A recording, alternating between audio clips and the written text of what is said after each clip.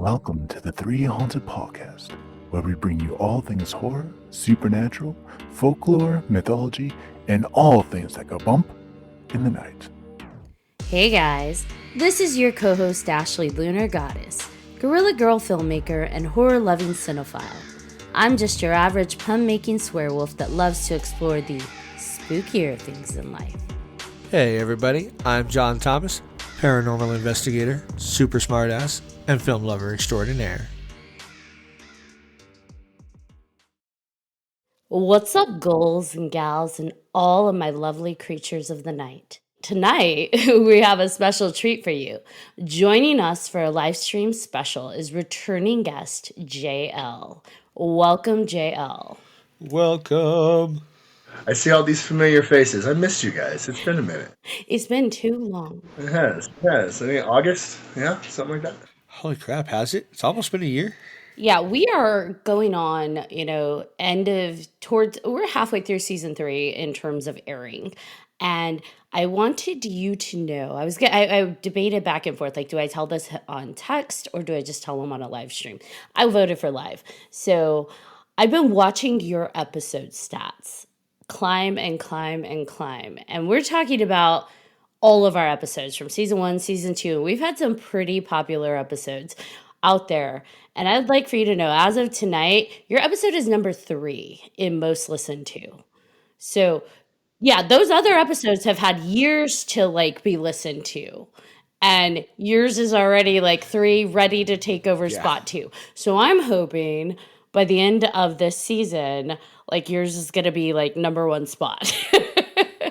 Right, he'll have number 1 and number 2 with both of these. You were very wise to tell me live because now everyone can see a witch blush. This is good. Thank you.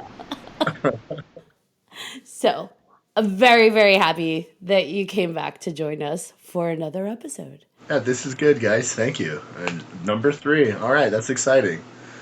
Very exciting. I'm going to have this kind of on my face for a minute. That's kind of cool. So we brought you on to talk more about the Dark Lady, but also you and I have conversations outside of episodes, and you say so many things that I'm like, I must write this down so I can get you to expand more on. And one of the things you had brought up were the 13 truths. So I'm curious, can we start with that? What are the 13 truths? It sounds like a good place as any. The 13 truths. All right, let's see. I'll need a context. All right, so we're all familiar with what we would consider antinomian energy. You know, your upside down crosses and your upside down pentagrams and images meant for blasphemy. The point of these is to erase the programming that you were indoctrinated with against your will. Nobody asked you. You were born, and typically you had a spiritual faith. Usually the Abrahamic religions, if you're in Western society, and that needs to be unplugged. Where I don't hear anybody speak of is, okay, fine, I've signed off from all that. I've wiped this slate clean. I'm free. Now what? And the answer to that question is now it is time for you, the individual practitioner, to decide for themselves what is righteous. So the cultivation of the 13 truths are your own kind of modus operandi for the kind of experiences you want out of life that will essentially lead you into the kind of living God you want to become. So the 13 truths for every Lilithian are different, very different. But it's important to find 13 of them. And I'll cite some examples from my own to kind of give people a space for it. And I stress that they don't have to be super original. They just have to be deeply meaningful to you. So an example of one of my truths, I believe it is number 2. Love is the law, love under will. Now, we've all heard that. That's Aleister Crowley. That's Telema. Now, even though I didn't coin the phrase, the meanings behind it, and in the discussions we've had, how I use love to kind of give darkness its shape. So love being the law and love under will would naturally resonate very deeply with me. So essentially the 13 truths are your own 10 commandments. They're the laws you've picked for yourself. They're not arbitrary. They haven't been thrust upon you. They came from your own experiences, typically even euphoric ones or even abysmally low ones. But these are the experiences that taught you the most. And there's a forward projection thinking with the 13 Truths as well, because they are meant to be your pillars and what you stand on in your own path. Once you've unplugged from your baptism or your bar mitzvah or whatever the LDS Church does, and you need to cultivate your own, you're asked then to find the 13 Truths. So in a nutshell, that is what they are. It is your total framework for who and what you really are. So is 13 the number that you landed on, or does that come from somewhere? It comes from somewhere. 13 is actually the number for new beginnings. Because that is essentially what this is. People are, well, what if I can only think of 6? Well, what if I can only think of 9? You will have more than 13. If you're being truly honest with yourself, you will have more than 13. So here, I'll read off mine. Some of these you'll recognize. Some of these there are actually totally mine. First one you'll recognize: do as thou wilt shall be the whole of the law. Law number 2: love is the law, love under will. Number 3: the pursuits of wisdom, strength, and beauty are the great work. Law 4: when all is a facade, the only truth is love and will. Number 5: when the world stops seeing you, you start to see everything. Untainted wisdom must be sought in solitude. Law number 6: the defiance of the false is obedience to divinity. Law number 7: when the student is ready, a teacher will appear.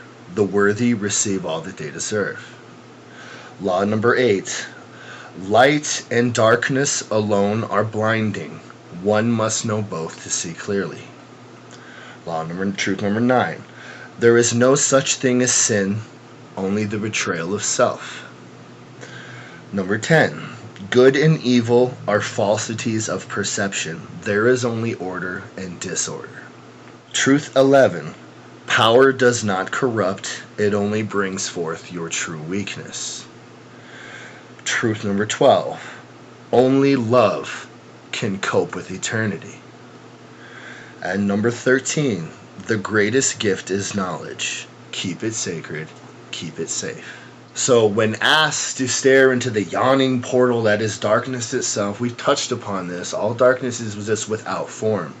The 13 Truths is your first step in giving it form. So for me, my initial doorway, my foundation that is always solid, never quicksand, are these 13 Truths. But the catch is that they may not be somebody else's 13 Truths. The path of the magician is always unique. And that is where indoctrination fails, and that's why we don't do it. It's because it is so singular, and it is so much on you to decide for yourself. These truths are what I've decided for myself are righteous. Now, it's important I don't impose them on anyone else, but I impose them with militant discipline on myself. And then you're on your way. That's an ever-evolving list, right? So as you ebb and flow through your journey, that list can look completely different at some point, or do you just add on to it? Do you ever remove? Like, how are there no rules? It's your own path of self-development, so it has to change in accordance with you. Because where you'll find the 13 Truths today will be a very different plateau than where you might be standing 5 years from now. So it's important that they're fluid. But only fluid in that you understand them more, not that they you want to become less disciplined about them. That's an important distinction. Is that they matter and you need to hold on to them because the darkness is a big place. And so you have to know why you're there at all times. You have to keep inside what your goals are, because it can get lost in the maelstrom. And the 13 truths will pull you back from that. Your 13 truths. But I tell you this, adherence to them isn't difficult because they came from you. Because they came from the shadowy passions of yourself that the world kind of forced you to keep in a dark closet in your head most of your life. So when those are finally let free, I've never had a problem. Militant discipline. It all depends. You get out what you put in, just like anything. I mean, it makes sense. They're your 13 truths, they came from inside of you. So adhering to them is just living your truth out loud and with love, with passion, and just, I like that. Like, I dig that. That's really awesome. I'll give you an example. All right, of where I was. Okay. All right. Truth number 4. When all is a facade, the only truth is love and will. I was in a prison environment when I came up with that truth because everything around me was a facade. Everything around me was dangerous, bad people, the system itself was corrupt and dirty. The person being nice to you, like next to you, was corrupt and dirty. Everything was a facade, but the only truth is love and will. So in that horrible place, I focused on those two pillars, love and will, the ones that came from inside in me, and it held me firm. It kept me from being swallowed up by the facade that I had going on around me. Does that make sense? Yeah. They're going to come from the plateau of wherever you are in your life right now. And I haven't had to really amend them. Wording has slightly changed to kind of make it broader and it's encompassing, but I've never had to scribble one out or scratch one out and add a new one. Not yet. And I've been with these, I want to say, about 15 years. Yeah. I do have a question. Yes, I love questions. I have so many. You had one of your truths is pursuit of knowledge needs to be a solo path so that it's untainted. And we had discussed last time that you utilize some of your demon packs for knowledge. And so, is that still a solo pursuit if we're incorporating in those ancient figures? Well, see, but here's the distinction when I mean keep humans out of it. Keep it a solo. Keep it, there is no middleman for you in the divine. There never was. There was never a need for all ancient religions knew this. But it was, as societies became into powerful city-states, you have masses, you have mobs, you need control. But for the individual spirituality, absolutely not. Humans like to stick their humanness into things, and we kind of make a mess of things, don't we? We're just a little too primal in this a few too many ways yet. Neither wise nor wild. It's kind of a weird place in our evolution. And I'm not going to sell anyone that the grass is greener over here. There's still people who don't have your best interests at heart like any other facet in life. Because humans are the best, right? So when it comes to something as both important, robust, and yet delicate at the same time as the cultivation of your own internal universe, it has to be between you and them and no other human. That's my recommendation. A lot of witches, they come into the dark path and their first thing they want to do is run out and join a coven. Okay, that's fine. You want a cool kids club. But just understand you're going to have a lot of humanness and it's going to get in the way. I don't recommend it. And when you cut humans out and you keep it just between you and them, you're not getting the human taint of the knowledge that flows into you. Now, what you do with it is going to be totally up to you, because they're very neutral and gray in that respect. It's up to you to use the tools correctly. You will be less likely to lead yourself astray if there's nobody else putting their influence on you. We don't like indoctrination. Yeah, I think that's the trade-off. I think, people definitely at their base primal nature still kind of hang on to that social need, right? They need that social clustering and group beyond validation. I think it just taps into like that primal survival skill, right? We're less likely to be taken out by predators if we group up. But to your point, the more we like include people in our spiritual journey, their intentions get muddled into it, and we can't know everybody's intentions. And it can slow you or completely derail you, because also when you come into this facet where you get to decide for yourself what is righteous, what somebody else decides what is righteous may just be plain wrong to you, huh? Yeah. Exactly. So when you're dealing in a paradigm of that level of freedom of thought and even freedom of action, you want to keep others out as much as possible. And that's actually most witches past. They'd get pissed at me for saying that, but it's true. They're like, damn you, JL. I've seen covens melt down like bad marriages. Well, it's on them. It's on them. So you're not in a coven. I have a foundational one I'm bound with, my darling siblings, but a ceremonial remembrance role, any sort of active participation, no. We still have coffee together. We gallivant and discuss ideas, and a lot of times we just kind of keep it real simple and just talk about being young together. But as far as any of the machinations, I seek love, they seek power. Does that make sense? Yeah. And it's not my path. So they can, here's your crown. I don't want it, but I love you and your family, if that makes sense. You don't need a crown. No, I don't. Shackles and chains, shackles and chains. So when you talk about love in the darkness, what does that mean to you? Like, what does that look like? Well, it taps into kind of conversation you and I have had before, where I've told that love isn't merely an emotion, it's actually a form of energy that's tangible. And the meditative state I use to tap into that. But when you go into that state, it is truly centered in your heart chakra. And then you come across the, raw primordial darkness as an energy. And since it's without form, it will mimic the first form that it encounters. So if the first form that it encounters is your own love energy, then it mimics and also multiplies that.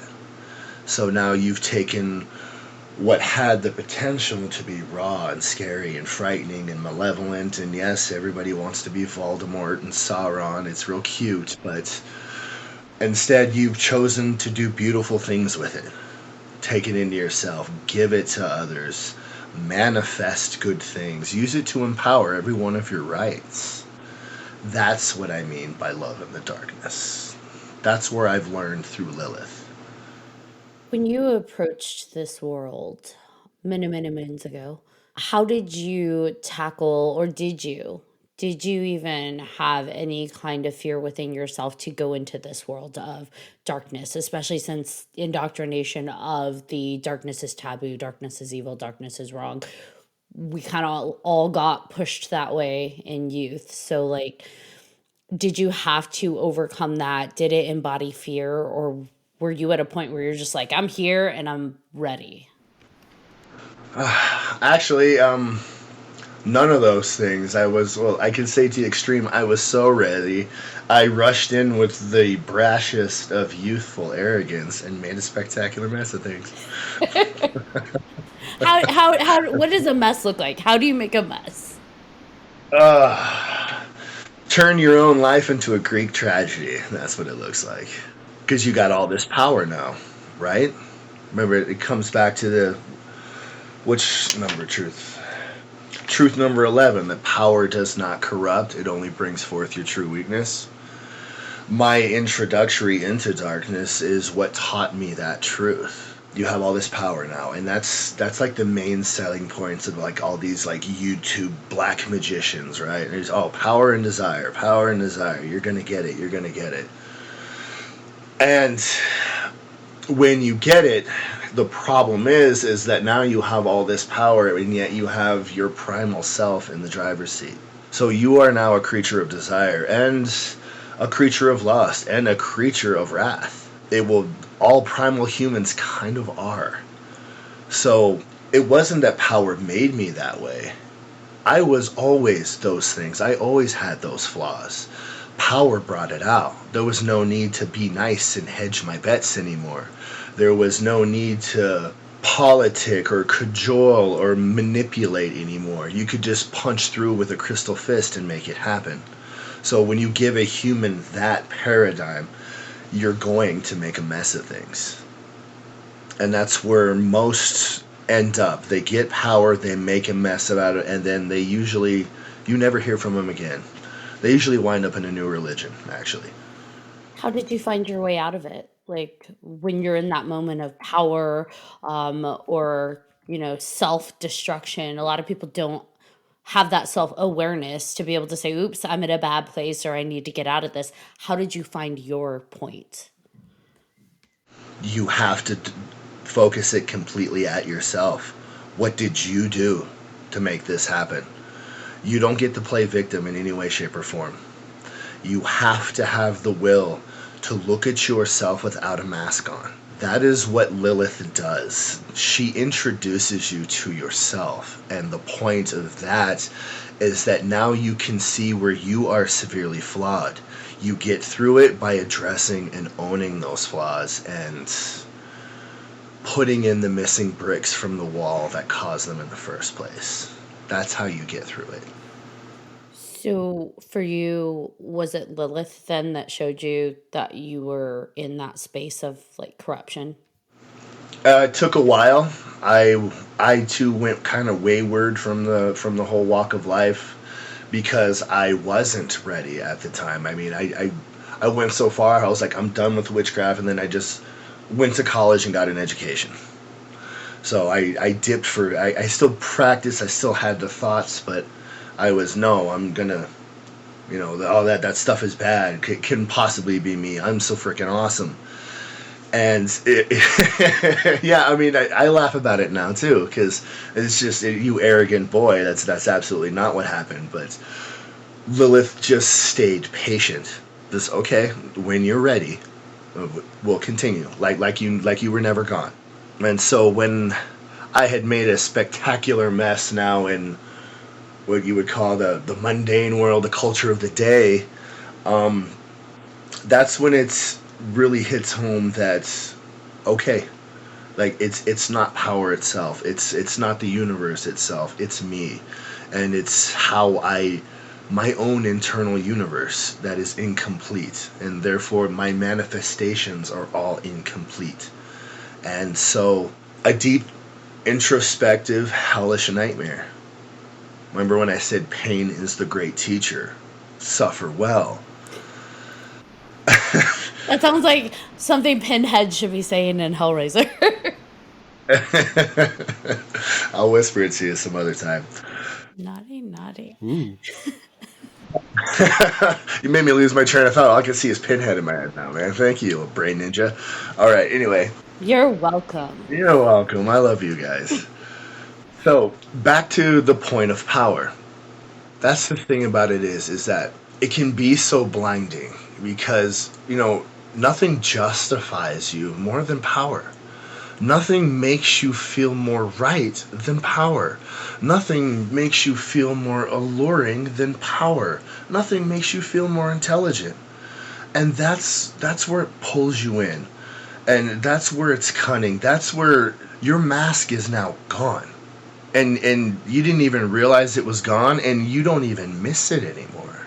And through this journey you take through actually acquiring power is, for me, the mess I made from my life, and then I'm looking at the toll, I'm taking on the people who care about me.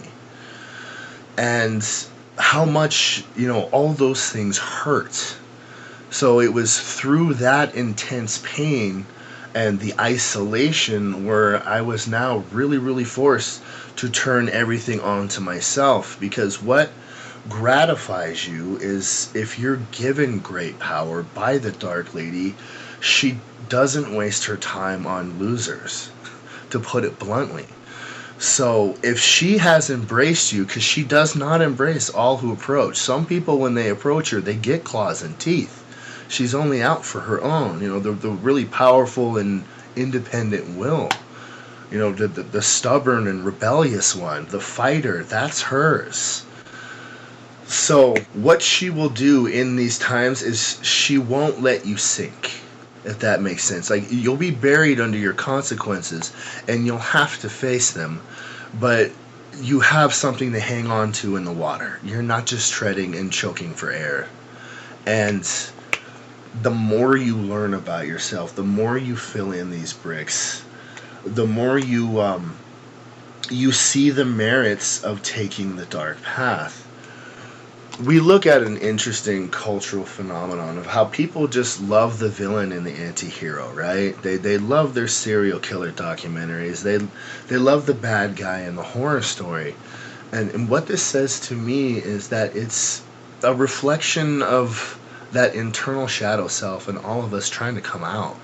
Like, it appeals to that part of you that has been forced in the closet by modern day indoctrination, because I mean that's what society has to do, right? It has to hem you in into the most acceptable version of yourself that you grind on the economic wheel and keep it going.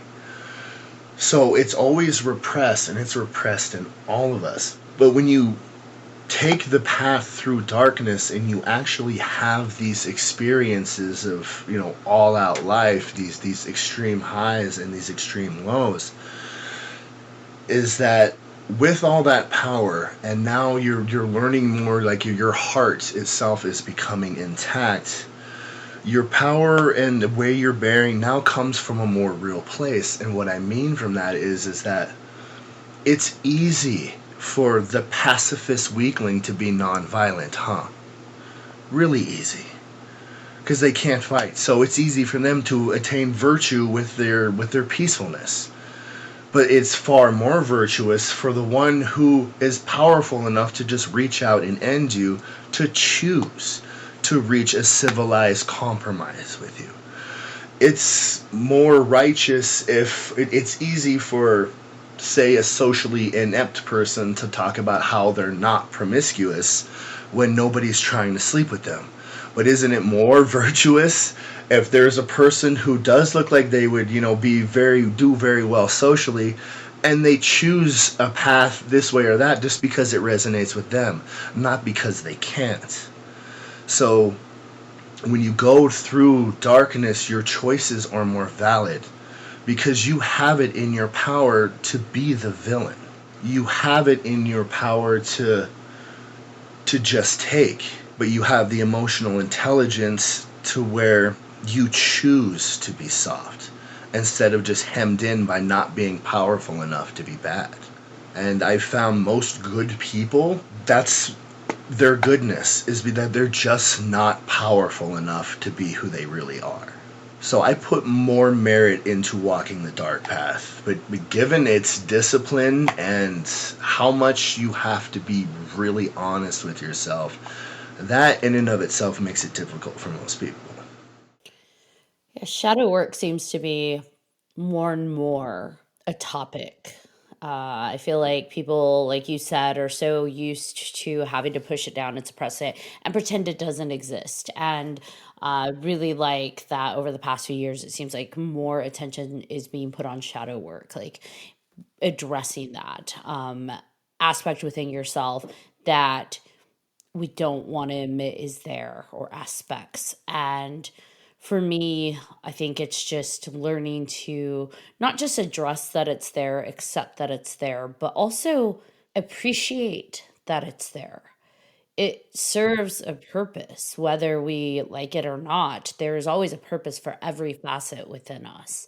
And like you said, you know, you need the light and the dark in order to see clearly. So you need to be able to access rage as much as you do love in order to feel maybe completely, or to be able to handle situations in a way and understand it in a more complex manner. Because, you know, if all I felt was light and love, then I may not be able to empathize and relate to people that feel so much more beyond that. And I don't know. I'm rambling. No, you're not. You're actually making a very good point. Your darkest parts of you are still a part of you, and to keep them down and to not address them and face them is to be an incomplete person. these aren't even new concepts. I know modern psychology is catching on, but this is ancient mysticism. This is older than Jesus stuff. We knew this once upon a time, and we just lost it, and I'm just finding it again. But most of these dark gods and goddesses we consider so taboo had formalized state recognition at their time because they were valid. And some of us need that darker path. We, how do I want to say this? Can't go through life with a carrot on a stick or being led around by a leash. We have to walk on our own. And walking on your own is having the freedom to explore who you really are. And that is the freedom I've found here, and my brothers and sisters have found here. And it's why we choose to be here. I mean, we choose to be outcasts among outcasts, literally. Because it is where we belong, and we believe in the righteousness of the left-hand path. If I discuss anything on magic, it will be this. There's plenty of people who will teach you magic, better teachers than I could ever hope to be.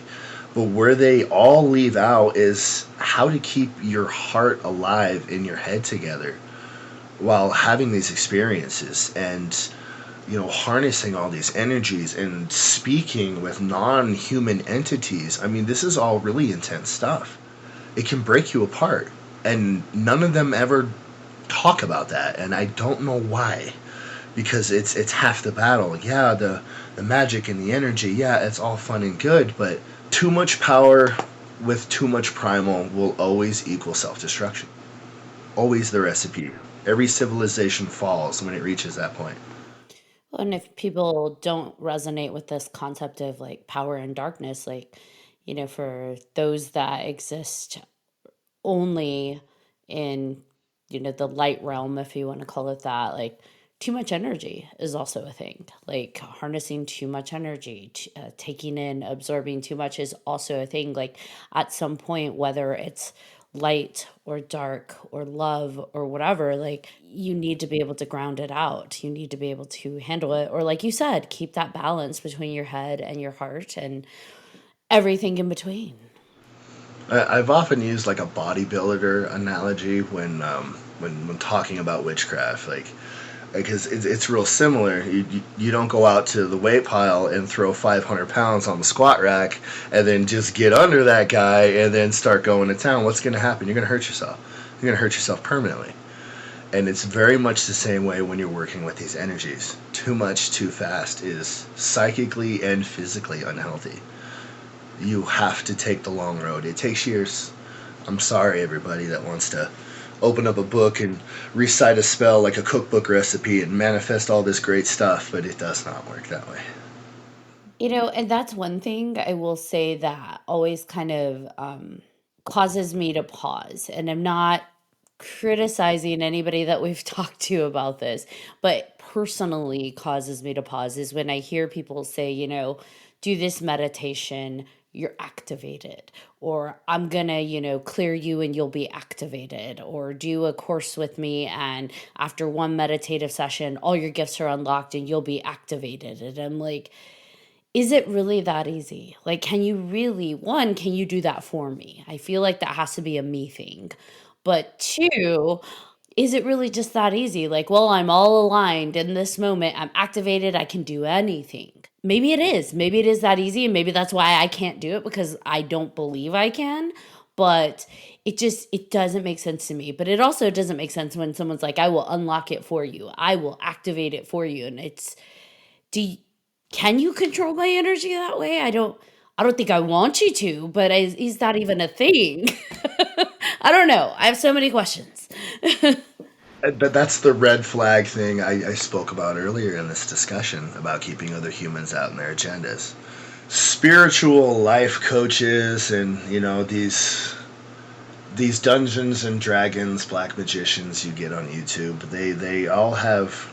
Here's the first red flag is where they sell you the pitch that through them are you going to get this, that, A, B, C, and D. That is always an automatic fail. Like, that's the buzzer.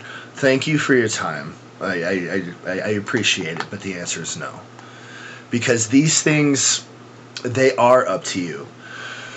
And you asked me if it's that easy to just get yourself. For me, yeah, I've been doing this for decades. I know myself very well. I know my head. I know my heart. I know my chakra alignments. I know how energy flows through me. This stuff has been very normalized. So for me, yeah, it's going to be because I've taken the time. I've been here. I've trained myself. So how the training, if it's sincere, will actually look is that we'll give you like a base, like nice little skeleton, okay, of A, B, C, and D. But we leave the freedom for you to put the meat and skin on the bones according to your own head and your own internal universe. Does that make sense? Absolutely. We'll give you the skeleton, but you have to build it. You have to personalize it. That is the left-hand path. Yeah, and it's so it like for people that have practiced, that makes sense that like yes, they can activate like that. But for me, I see and read a lot of people sending that out where it's like, I'm gonna do it for you. One session with me, I'm going to remove some block and you're activated and now you're good to go. You can connect to your ancestors. And it just like this whole plethora of things promised. And then I start to question myself and I have like a little personal faith crisis where it's like, oh my gosh, I can't do any of that. Does that mean that one, it's not real? None of it's real?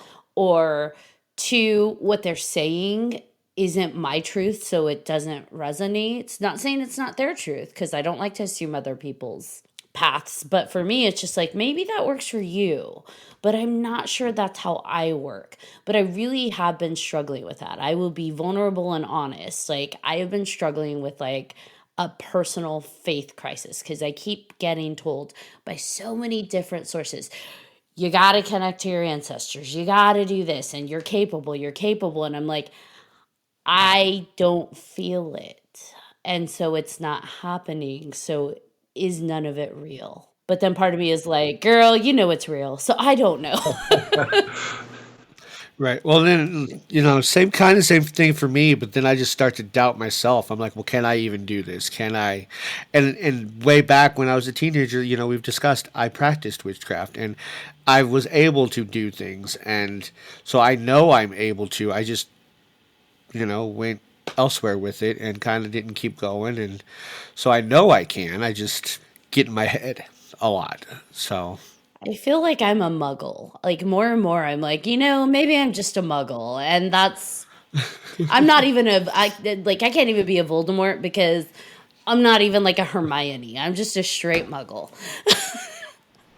Yeah, I mean, like, see, behold the influence of these irresponsible people. I mean, they got your heads twisted up to cover up their own ineptitudes. They have you blaming yourself that you just weren't good enough. And if you go through them for the low price of $495, they can totally fucking fix you, though, right?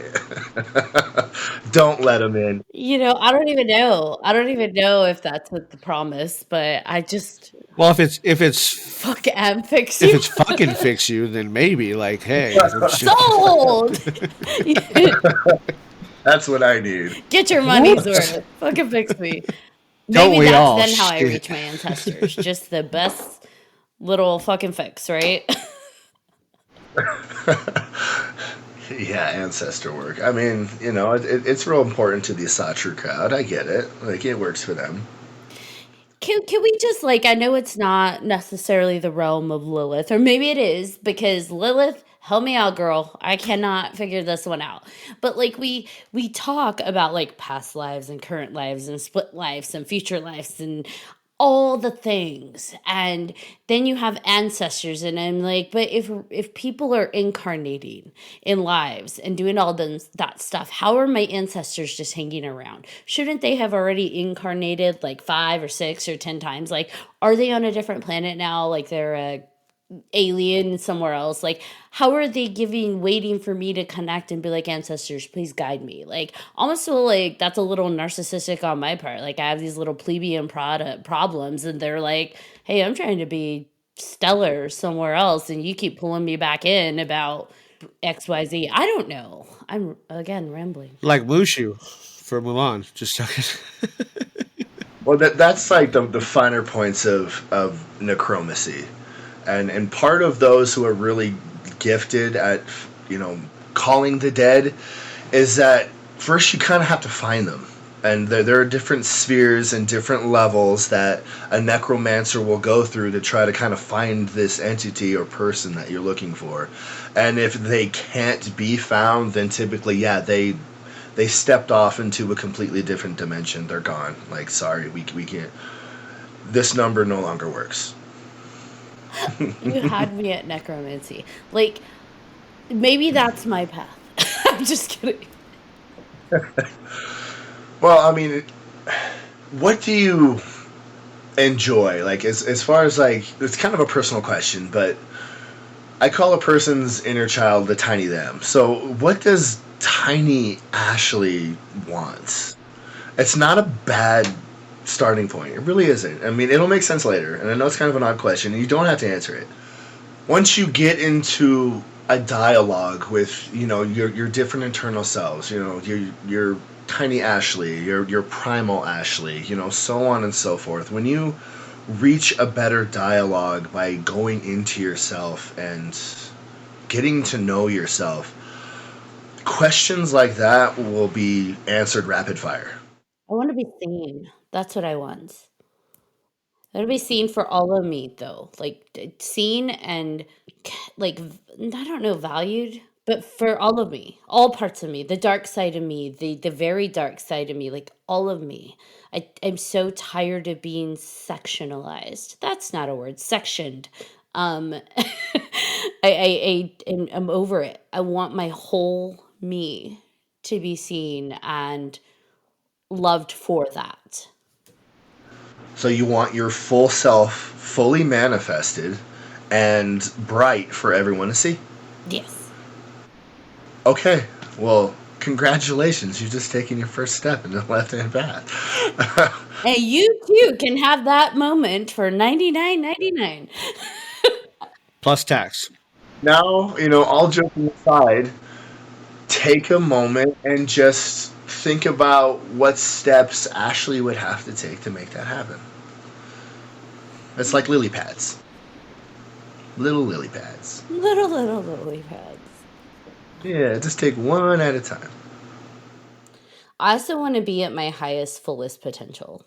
I don't know if that's little Ashley or like medium Ashley, but and I'm sure we all feel this, that we have more to us that's there that just isn't unlocked. And no matter what key I'm trying, it's like I know you're there. I feel it. It feels enormous. It feels amazing. Like I can feel it across the door, but I just don't know how to get that door open. So And that's where I'll say, we'll come back to the 13 truths and how they help you. I had similar aspirations to everything you just said. And when I thought about, okay, my plan for achieving it, I came across the three pillars of wisdom, strength, and beauty. I knew that those three things was going to be my path for achieving this fullness, this manifestation. So I took wisdom, strength, and beauty, and I attached it to myself, to my physical self. So I cultivated my body. I made it healthy. I made it strong. I put it to my intellectual body. I started filling it with better things. I started being more honest with myself. I started cultivating an emotional intelligence. And I put wisdom, strength, and beauty to my spiritual body. Practicing the mysteries, going a little further, really developing my control of energy flow through chakras, a myriad of things like that. Like you, I wanted full-bodied manifestation. So I got to ruminating on what that actually means and what that looked like in my head, what it felt like inside. And this is what I mean by taking the little lily pads and asking yourself the really deep questions. Is because when you'll meditate on these things and they'll come to you.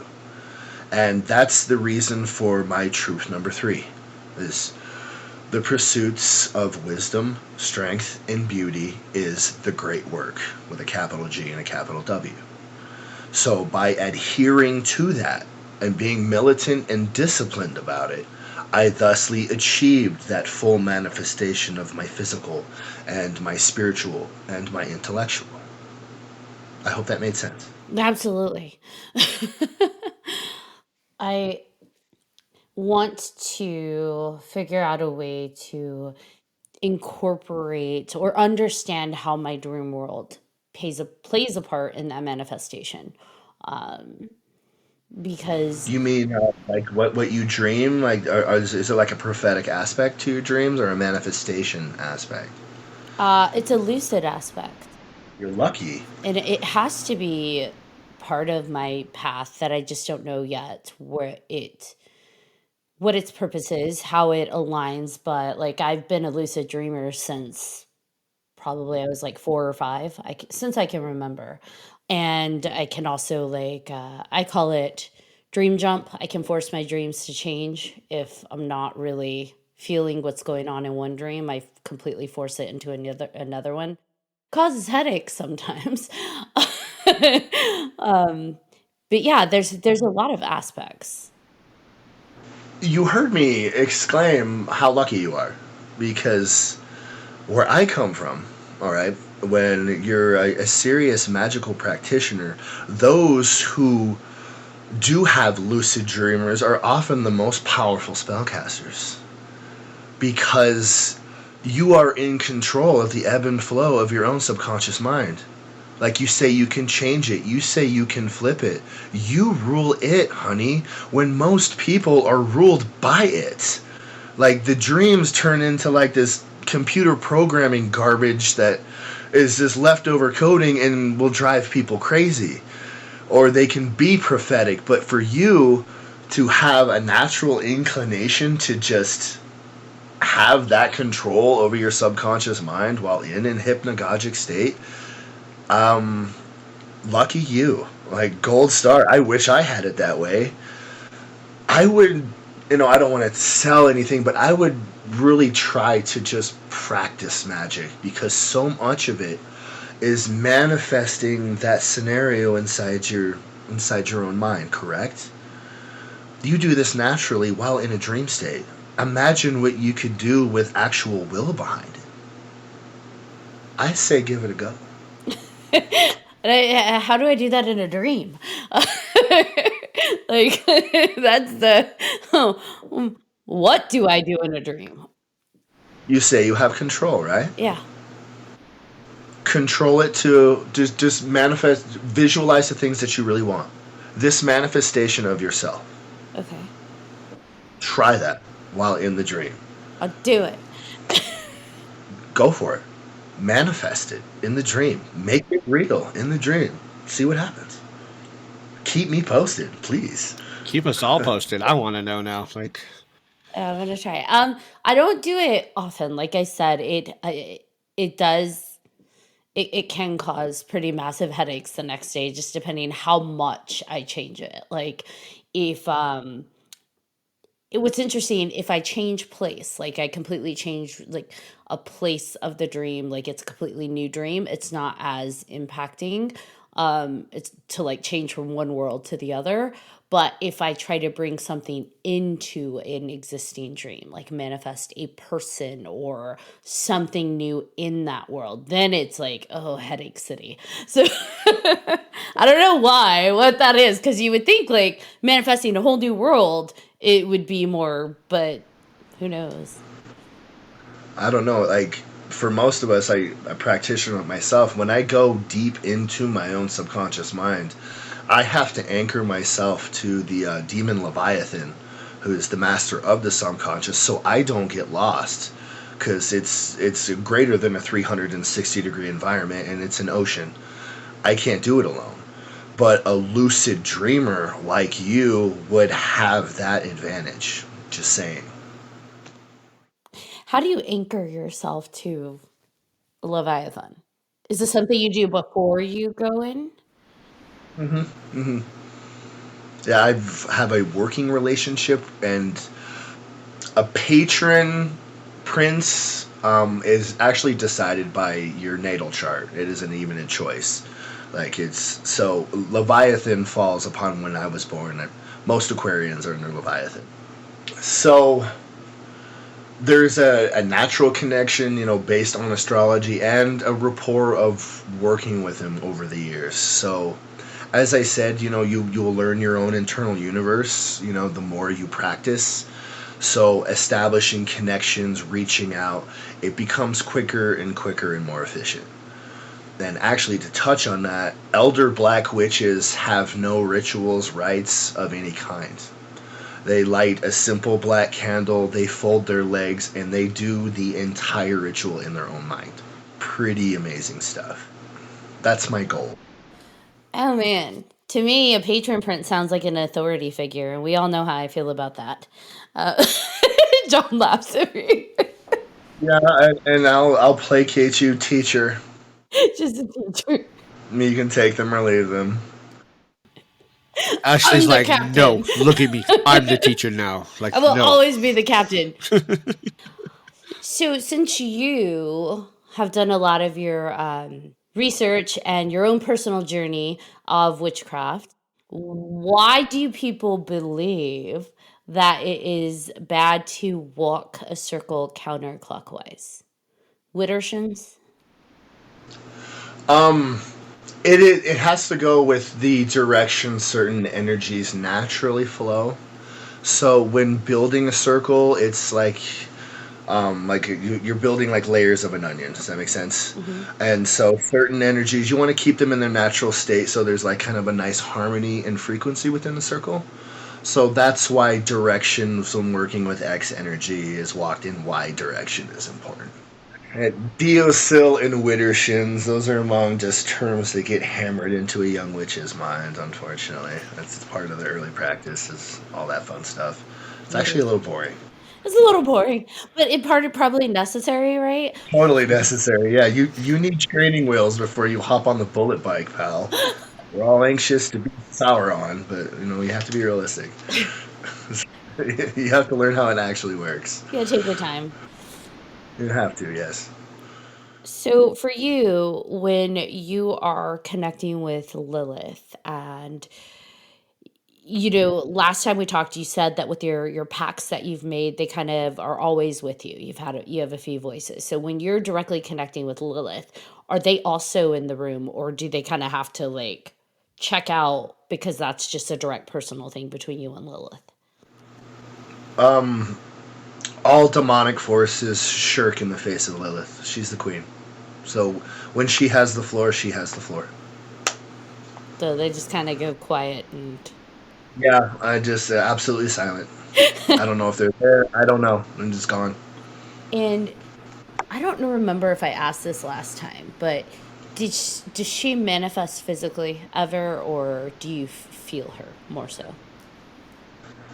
Only once, when I was like a hair away from death. That was the only full-bodied physical manifestation. Pineal gland was secreting, so third eye was blazing. As far as on a more tertiary level, it's a connection internal, like when somebody you deeply love enters a room. So it's there. You feel them.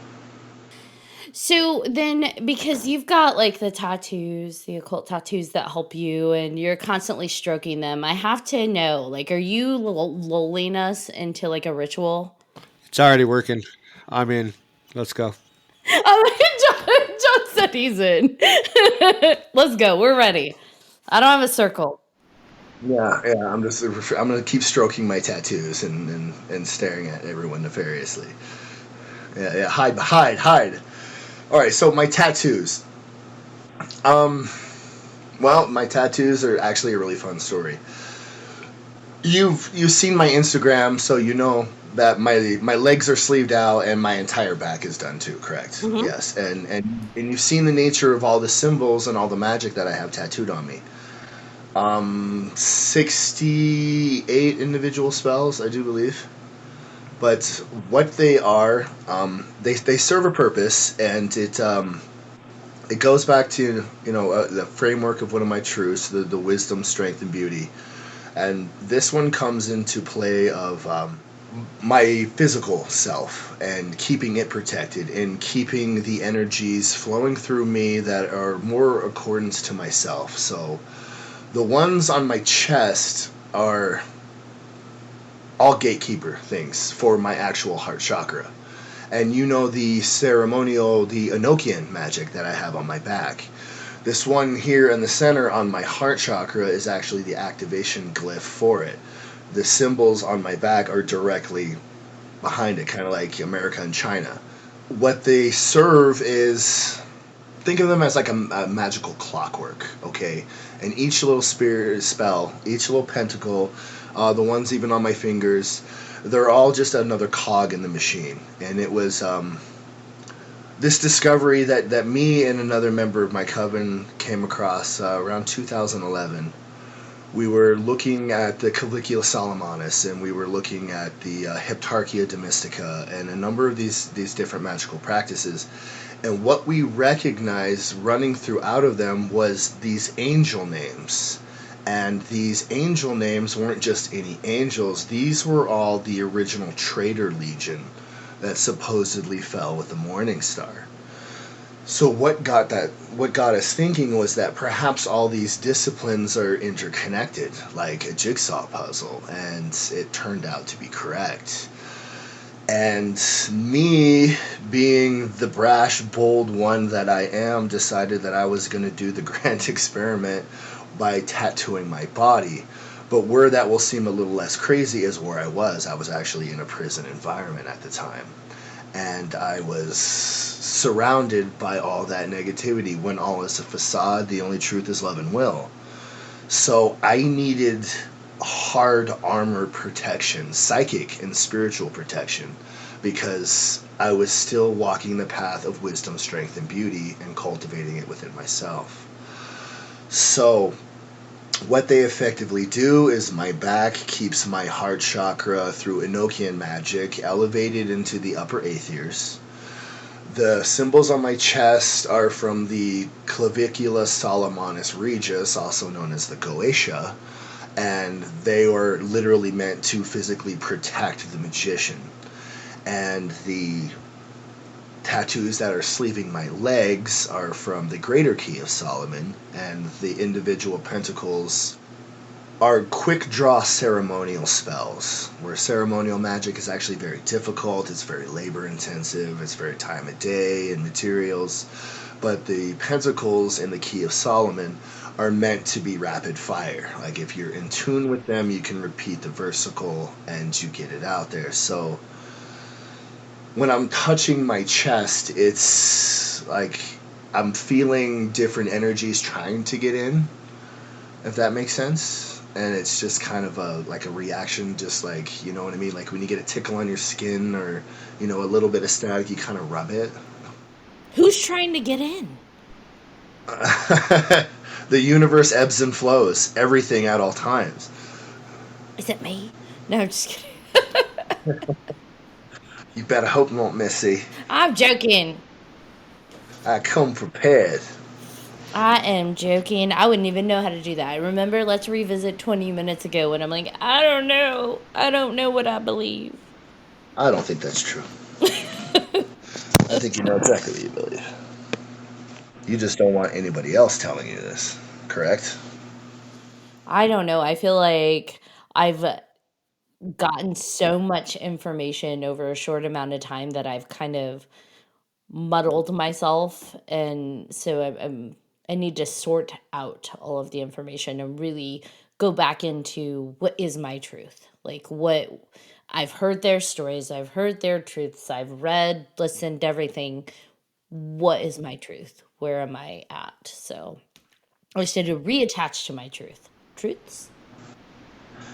And no, and that's valid. That's that internal work. That's where I keep stressing like a real honesty with yourself, because we'll try to go into the darkest parts of ourselves, and a lot of times we either feel shame because it's oh my God, what if people knew I was having these thoughts, or what if people found out I was feeling this way, and then it shuts down. So this is where I stress just who are you really? Just with the mask turned off, who are you really? You don't have to share it with the world. But you do have to share it with yourself when you look at yourself in the mirror. And once you're honest with yourself, you're going to know where your imbalances are. You're going to learn where your real weaknesses are, not the perceived weaknesses of social constraints and cultural constraints and religious constraints. If you can get free of that, then a synergy, it will manifest. But it's hard. Looking into yourself is hard. I mean, I can't lie to anybody. Oh, it's just so simple. It's simple with practice. It gets easier. But finding those initial steps to yourself, I can't tell you that because I'm not you. And I'm not going to sell you on that. And I'm not going to say read my book or listen to my blog and it'll fix you. This is your work. This is what Lilith demands, is the manifestation of you. I would just be imparting the manifestation of me, and then I would just be another charlatan.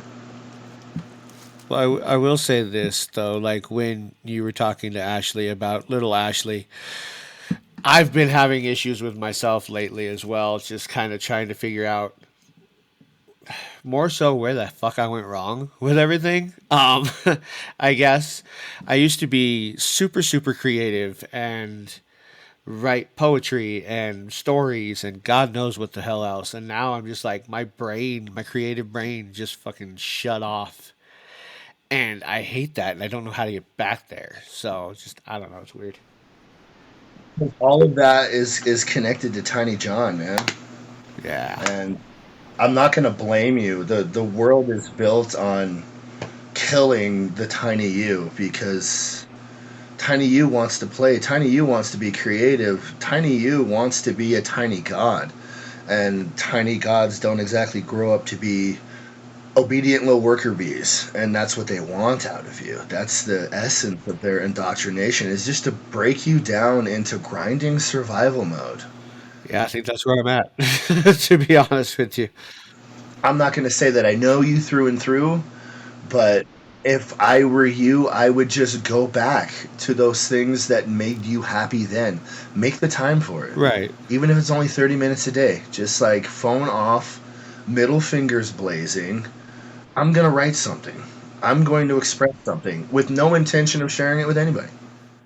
So someone asked who Lilith is, and I pointed them to our episode where the amazing, lovely Jael dove deep into all things Lilith. It's on every podcast platform, but they also asked if it has to do with witchcraft, and so I wanted to let you clarify that, Jael. Well, I'm going to say simplistically, yes, it does. And in order to kind of explain that a little further, the empowerment that Lilith offers, and especially to women, is through witchcraft. Because the feminine polarity, like where they are mighty, where they are strong, where women are undeniably the masters, is the realms of the spiritual and the emotional. I don't think any man could honestly argue that point. So, the practice of witchcraft is merely taking that power that's innate to you and using it to empower your world. There is a wonderful text circulating among all witchcraft circles. It's many have heard of it by a gifted man named Leland. It's the Gospel of Aridia. It's a familiar text. Many of us have heard of it.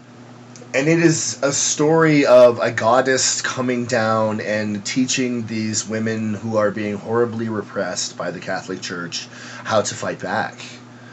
And the point where I'm getting to that story is that they are given power, they do fight back, and they do free themselves.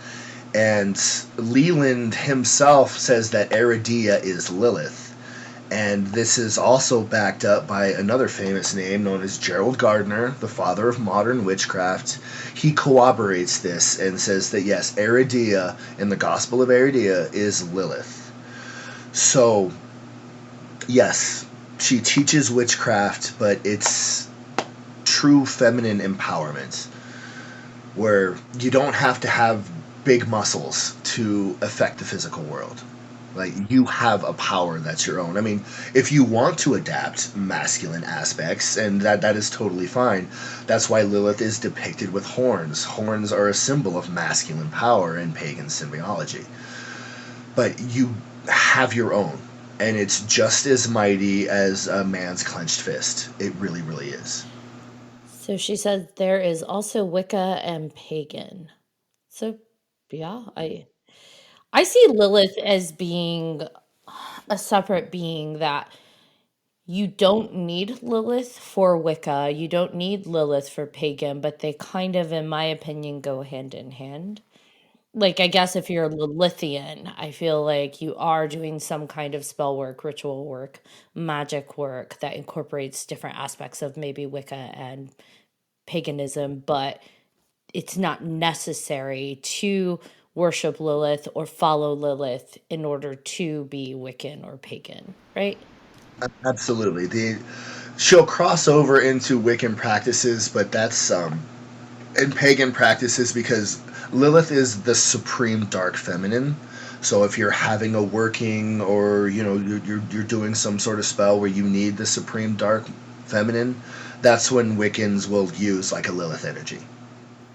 Can I just say, like, to everybody listening and to everybody who's been paying attention, thank you guys for even just listening with an open heart and an open mind. I mean, this obviously isn't for everybody, and all the comments that we've had in there have been nothing but fantastic. So thank you guys for that. I really enjoy how much you're willing to share because I know for us, when we have looked into different topics and tried to get guests who because you can always Google something, right? But finding people that actually participate in something or are an active practitioner that are willing to talk about it, it can be difficult depending what the topic is. So the fact that you've been so open and like beautifully pleasant about talking to us has made it a really awesome experience. In their defense, a lot of these people they belong to formal orders, and they belong to formal covens. And if it's one thing these orders all have in common is that they like their secrets. So when you sign up, to be part of the Cool Kids Club, you are gonna have some chains on you, unfortunately. But you see, me, I'm Mr. Freelance, so I get to speak as much as I want about whatever I want because I'm not bound, because I keep humans out. And there's a reason for that. I need the freedom. I Another really, really positive aspect of being do. on your own program. I have my own teachers. I don't need human ones. Now, how many teachers are you working with now? I think when we last talked, you said three. I could be wrong, Uh-huh. but I think it was three. Well, and there's also another practice. It's with Enochian magic, and it's you heard me mention the Heptarchia Domestica. It's the sacred geometry that adorns my back. I actually have these in full plates and carved out of leather. And what they actually do is it's essentially a classroom. All right, it's a meditative classroom. It's a transportation of your consciousness to what is known as the upper aethyrs, and within these aethyrs are three angelic governors. And each one of these spheres, there are 30. You start at 30, and it goes down to 1. And each of these governors has a different, like, universal truth to teach you. Like, I'll give you an example right now. I'm currently in the 22nd aether. You want to take it slow and at a time, and I've been doing this for years. Like, you may stay on one aether for a year or even 2 years. It's not uncommon. But what I'm being taught is I'm being shown the cyclical nature of the universe. That what we think is light and dark, what we think is chaos and disorder, are actually just cycles stacked upon cycles stacked upon cycles. So, when you ask me how many teachers I have an abundance of them in the Enochian sphere. The ones that I'm working with that are actually like what you would call demons, yes, there's 3 of them. And direct workings with Leviathan, I do work with Belial. That's the boon of going with Lilith. All right, as you know, you hear the moniker Queen of Demons, correct? Well, the boon and the major profit of that is that if she is in favor of you, you have an automatic instant rapport with any demonic entity of just about any pantheon that you can come across, because she is the queen. If she's got you, they're in the sphere to learn whatever you want to learn. Like, they're open. You won't have to spend all this time that other ceremonial magicians, especially in Western Hermeticism, would have to spend actually, going on psychic dates kind of with these entities to kind of get a rapport and make them kind of like you and make them kind of like, okay, I see you're going to be worth my time. Whereas if you're just sympathetic to Lilith, that process is greatly shortened, sometimes even removed altogether. Are there any contentions in that hierarchy when it comes to Lilith, or is it just all assumed like she is queen? No, there is absolutely no contention. She is absolutely the queen. I like that. She's big boss. Yeah, she really, really is. I mean, and I've never gotten anything but warmth from her, but I am intelligent enough to know how certain entities known for malevolence are outright afraid of her. That there has to be a reason for that. I don't want to find out. But You don't want her teeth. No, it's okay. Like, I'm just gonna go on what they know. So when it comes to, because I'm just, a human that can't necessarily always grasp the bigger picture, but with these entities like the demons and Lilith, like, where is their realm? Like, where do they? I know that it can be presented here. We can connect to them here in our physical realm, but like, where is their realm? She has her own realm. It is known as Edom. Like, she has her own sphere.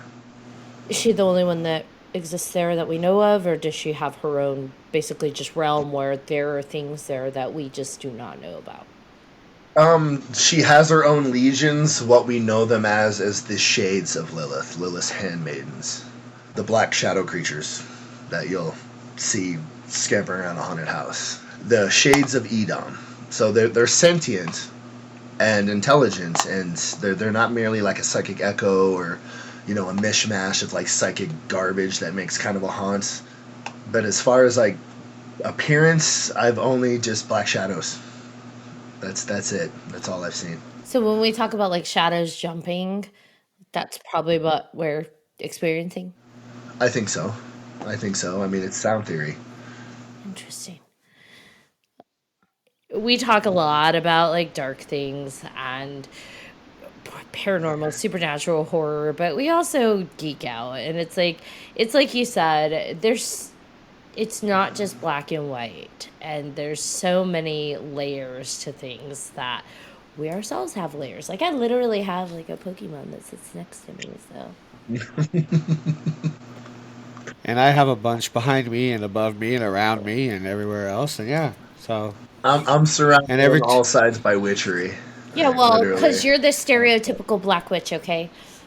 I guess so. I guess that's my fanboys. I geek out on ancient grimoires and effigy of long dead gods. Do you have, so that's, okay, do you have the Goetia? Do you have like the Solomon books? Or how did you find these? Because we've researched those, and it's not like I had a, Kindle, the Goetia on Kindle. So, do you have them? Yeah, and they're not Llewellyn. What's the other book publisher? I'll have to get back on you on that one. But you go to their sites, and they're known for esoterica.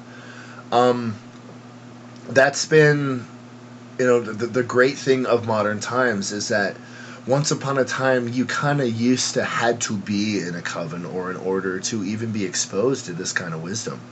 But you have YouTube University now. You have all these resources. It's never been easier to follow whatever spiritual path you want. It's all up to you on whether or not you want to be productive, because I promise you it's all out there. you do just have to be careful about other magicians kind of, oh, here's my book on the Goetia, or here's my take. You don't want to do that. When it comes to like the Keys of Solomon, you want to stick with MacGregor Mathers. He was actually one of Crowley's teachers, and that's going to be the actual like solid work that you're going to want to stay with, as far as close to the original as we can get. Is so Samuel MacGregor Mathers. Mathers is a big name, especially in ceremonial magic. As I said, he was one of Crowley's teachers. Crowley was one of his little disciples. That's how great this man actually was. How do you find all of this? What is that book? I believe it's... I want to give you the publisher, and it's not coming to my head, and I'm like embarrassed. It should be. I should know this. But try going into... Start with the pantheon of what it is you're wanting. So if you're looking for books on, say, Solomonic magic and the Goetia, you'll want to just type in, ceremonial magic or Western Hermeticism. And then, if you want books on Lilith, or if you want Belial, you'll want to, start with Left Hand or Infernal Pantheon. Does that make sense? Yeah. That makes it easier to pin down, because once you Google things, you'll see a little Wikipedia thing, and then you'll see like what some crazy caffeine-riddled blogger just spit on their page at 3 a.m. one night. But you'll also come across like, Amazon will have a bunch of stuff, or a lot of these like noted book lenders, because they don't censor this stuff the way they used to, because there's money in it, because there's been a great occult revival in the Western Hemisphere. So there's money in it, and if there's money in it, then it's going to be available for humans. That's the bright side of capitalism, I guess. So, but I caution about books. This is what I caution. If you want to be a good witch, you have to get out of the library. You actually have to practice. You can read, and there's a lot of armchair occultists out there. Oh, they've got all these books. They've got the Occulta Philosophia by Agrippa, and they've got works of Abramelin, and that's all well and good. But if you don't practice, as I said, if you don't learn your internal universe, if you don't learn how your own mind works, how it fits things together, then you're never going to get the results that you want. So, books good. Great to get you started. They get you a nice early framework, but get out of the library as often as possible. It seems like there's a lot to be said about protecting yourself, though, right? And so that I feel like that's one of the fundamentals that maybe needs to be addressed before diving into the world of whatever you're practicing, whether it be astral projection or, summoning demons, and anything in between. Well, all right, so I'm going to get all witch dad on everyone for a second. I'm going to give you the number one red flag. Well, I should say the trap that you're going to fall into.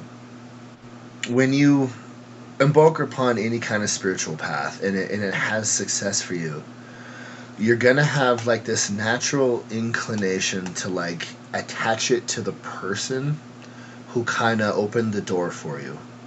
And any responsible teacher will have this conversation with you if an infatuation arises. But I'm going to save you the time, and I'm going to put it in your head, and if they don't have this conversation, then you've got a predator. So you're going through the motions, you're coming into yourself, you're manifesting, things are clicking, you're feeling more complete, you're seeing the world in a more positive light, and you're manifesting what you want. And that elation, we naturally want to attach it to the person. And I'm here to tell you, absolutely do not do this. This unfoldment and unfurlment and manifestation is 100% yours. It has nothing to do with that person. The guy handed you a hammer. Like, you're the one who uses it. You're the one who built a house with it. Do you understand? Don't ever let anyone take that from you. And don't ever let anyone insert themselves, because that is how they're going to try to prey on you. Oh, I've given you enlightenment. Yes, look how great I am, become one of my flock and serve me, or they're going to prey on you. Because that's kind of what these shady life coaches, they kind of do, don't they? They really do prey on people. And like any religious or spiritual facet, you're going to have the bad people that want to just vampire you. So get the enfurlement, the manifestation, and become your best self. But keep it to yourself. It's yours. It's not because of them. They were just a door. And if it wouldn't have been this jackass, it would have been that jackass over there. So he's not special. She's not special. But power will make you lose yourself. Just when it does, be honest with why it happened and why everything went bad. Just don't try to be a victim. Be real. And you'll get to the root of what's missing inside of you. And then once you can see it clearly, that's when you can fix it. And remember that love is foundation. One of my truths, only love can cope with eternity. Could you imagine being an immortal, timeless creature, but no love? That sounds like torture. That sounds like a hell. The idea of eternity terrifies me, and when I heard you give that truth out, it was just like, oh, well, that's powerful. Yeah. It makes eternity not so frightening, doesn't it? Yeah, actually. So I really liked hearing that. I appreciate you sharing your truths, because that was a big one for me that was resonating, because, yeah, the concept of eternity absolutely terrifies me. So this idea that love helps, can cope with it. Yeah. It can cope with it. Yeah. Because I could do an eternity of love. Yes, I could. Yeah, we all could. We all could. It's just, unfortunately, the path to get there is going to be bumpy. Because I'll leave you with this. If wrapping ourselves up in bliss and happiness led to enlightenment, wouldn't there be a whole lot more enlightened people? It's a valid point, and I just want to put it out there. It's just something to mull around, let it rattle around the heads like Pac-Man. But it's important to think about. I feel like you gave a lot of important things to think about tonight. So, and given that it's right before bedtime, I'm probably it's all gonna sink in while I'm asleep, and I'm gonna wake up just randomly like, aha, this clicked. And it's exciting when that happens. It's thrilling. Just remember, keep that enfurlement. It's all yours. It has nothing to do with me. I was just the staircase and the door. Like, you walk through it. Don't worry, Witch Daddy. I'm not gonna have an infatuated attachment to you. To anybody. To anybody. Keep them scoundrels at bay, baby brooms. Because they're out there watching, and they got teeth. Did you say baby brooms? Uh-huh. That's what I call them witches. I call them baby brooms. That's adorable, and I love it. You, Witch Daddy and the baby like brooms. That sounds like a band. Yeah. It does sound like a band. Witch Daddy and the baby brooms. Or a bar. It does. It needs to be a thing. Or like a burlesque act. Like, it's a thing. Oh, there you go. All right, John Thomas. All right. I don't know if you guys saw me, but I shrank down because my chair just decided to go whoop. And I've been trying to fix it for like the last 5 minutes, and I don't know how to fix it. But because we are on a time limit, thank you everybody for watching and listening to this episode of 3Haunted Podcast with your host. I'm John Thomas. I am Ashley Lunar Goddess. And I am Witch Daddy, J.L. Burkholder. Yeah. If anybody has any questions, comments, or episode suggestions, please feel free to email us at 3hauntedpodcast@gmail.com. And if you haven't done so already, please like, follow, subscribe. And while you're at it, go check out our website at 3hauntedpodcast.com. Merch there with some free shipping for a couple more days. So go check that shit out. And you don't want to miss one crazy moment here. Until next time.